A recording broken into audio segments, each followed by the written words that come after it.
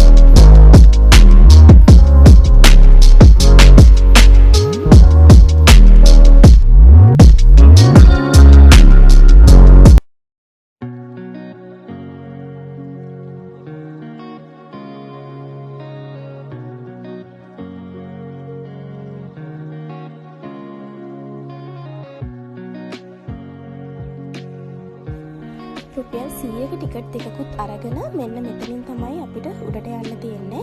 මේ යන පාර මාරම විදිහට යන්න අමාරුයි. ඒ කියන්නේ මේ පාර කැඩිලා තියෙන්නේ. කිලෝමීටර් 6ක් මෙතන ඉඳන් ඒ view point එකට යන්න තියෙනවා. ඒ කිලෝමීටර් 6ම මේ වගේ තමයි තියෙන්නේ. ඇත්තට මම මුලින් කිව්වා ඔයාලට මේ පාර යනවා නම් හොඳ සූදානමක් ඇතුව යන්න ඕනේ කියලා. මොකද පුරුදු නැති කෙනෙක්ට වගේ නම් මේ පාරේ කොහොමවත් යන්න බෑ. ගොඩක් පරිස්සමෙන් යන්න ඕනේ. හොඳටම මේ පාර කැඩිලා තියෙන්නේ.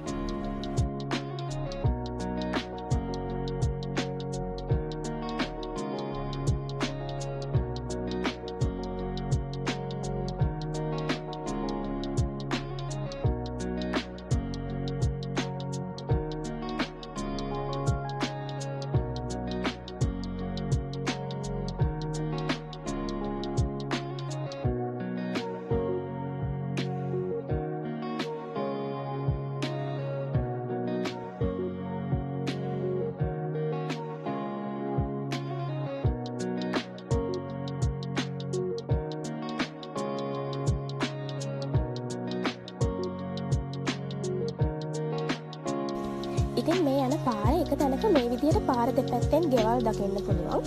මට හිතෙන විදිහට අතාරපු ගම්මානයක් වගේ කියලා හිතන්න පුළුවන්. මොකද අපි පල්ලෙහාන් ඇති ප්‍රී ස්කූල් එකක් එහෙමත් දැක්කා. මේ තියෙන දුෂ්කරතාවය නිසාම මිනිස්සු පල්ලෙහාට ගිහිල්ලා ජීවත් වෙනවා කියලා හිතන්න පුළුවන්. මොකද ගොඩක් තැන්වලදී මේ වගේ පොඩි ගෙවල් අපි දැක්කා. ඒ වගේම තැන් කීපයකම මේ වගේ පුංචි දේවල් අපිට දකින්න පුළුවන් වුණා. ඉතින් මිනිස්සුන්ගේ විශ්වාසත් එක්ක බැඳුණු දේවල් මේ විදිහට තිබ්බත් ඒ දේවල් අත වෙද්දී අත්හැරපු බවක් තමයි බැලුව බැලමට අපිට පේන්නේ. ඉතින් මේ දේවල් බලන ගමන් අපි කොහොම හරි උඩට ගියා. ඉතින් මේ යන පාරේ ඇත්තටම සමහර තැන්වල බයික් එකේ දෙන්නට යන්න ගොඩක් අමාරුයි. ඉතින් ඒ තැන්වල මාත් දාලා තමයි ගියේ. අපි ගියපු දවසේ තව ගිහින් හිටිය 4 දෙනෙක් වගේ. හැබැයි අපි උඩට යනකොට එයාලත් පල්ලෙහාට බැස්සා. එතකොට අපි දෙන්න විතරයි හිටියේ. ඇත්තටම පාළු බවක්, ගුත්ත බවක් මේ හැම දෙයකින්ම දකින්න පුළුවන්. හැබැයි උඩට ගියාම මාර ලස්සන view එකක් තමයි තියෙන්නේ. මේ විදිහට තමයි වටේම අපිට බලා ගන්න පුළුවන් වෙන්නේ.